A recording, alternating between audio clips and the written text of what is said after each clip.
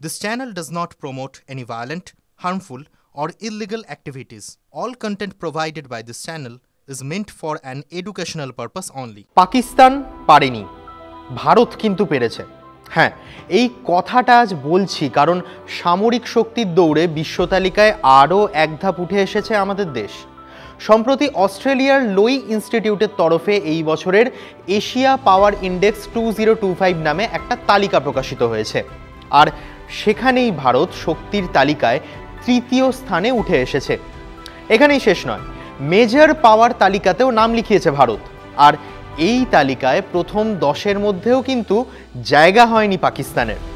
সেই পাকিস্তান যারা ক্ষমতার আস্ফালন করে, নিজের পকেট ফুটো হলেও যা আস্ফালন করে নাসিম মুনির, তার সামরিক শক্তির অকাত্য বোঝাই গেল। ভারতের 13 ধাপ পরে অর্থাৎ 16 নম্বরে জেনারেল মুশারফের স্বপ্নের দেশ।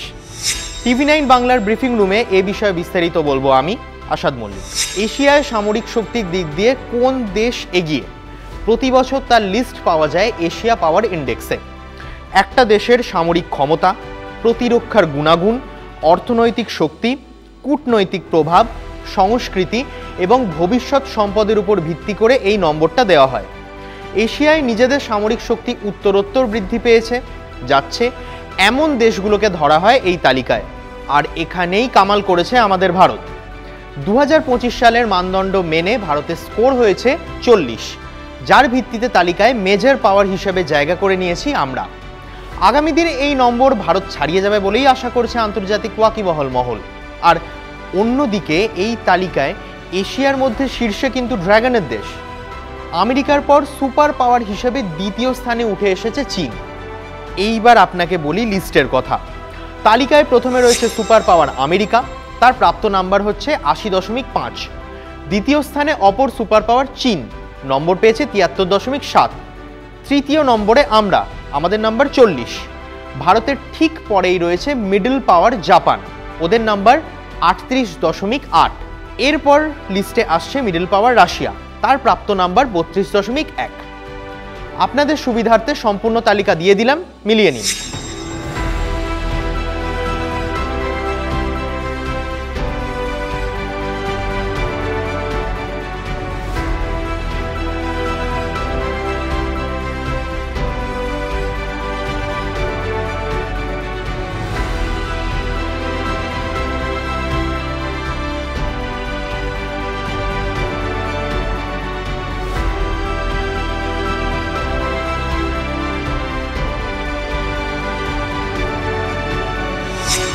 ভারত যেখানে উঠে এসেছে তৃতীয় স্থানে, সেখানে আমেরিকার কিন্তু পাড়াপতন হয়েছে।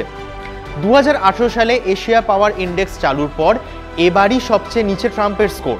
বিশ্লেষকরা বলছেন, ডোনাল্ড ট্রাম্প ক্ষমতায় আসার পর তার গৃহীত একের পর এক নেতিবাচক নীতির জেরেই এই ভয়াবহ প্রভাব পড়েছে। 2019 সালের পর এশিয়ায় রাশিয়া তার অবস্থানকে আরও শক্তিশালী করেছে। এর মাঝে দ্বীপরাষ্ট্রের কথা না বললেই নয়, উল্লেখযোগ্যভাবে এবার নিজেদের শক্তি বৃদ্ধি করেছে নিশীথ সূর্যের দেশ। প্রধানমন্ত্রী যেখানে বলছেন 4.5 ট্রিলিয়ন ইকোনমির দেশ হিসাবে উঠে আসবে ভারত, সেখানে আমেরিকা চীনকে কবে হঠিয়ে পাওয়ার ইন্ডেক্সে পয়লা স্থানটা দখল করব আমরা, সে উত্তর সময়ই বলবে।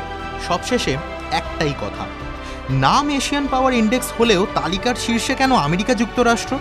এ প্রশ্ন তো আপনার মাথায় আসবে, এটাই স্বাভাবিক। আসলে নামে এশিয়ান কথাটা থাকলেও এপিআই এর লিস্টে শুধুমাত্র এশিয়া নয়, 27টি দেশ বা অঞ্চলকেও এই তালিকায় রাখা হয়। ব্রডার এশিয়ান প্যাসিফিক রিজিয়নকে বিশ্লেষণ করার কারণেই তালিকায় ইউএসও চলে আসে। আপাতত এমন গুরুত্বপূর্ণ খবর মিস করতে না চাইলে আপনার নজরটা থাকুক TV9 বাংলা ডিজিটালে।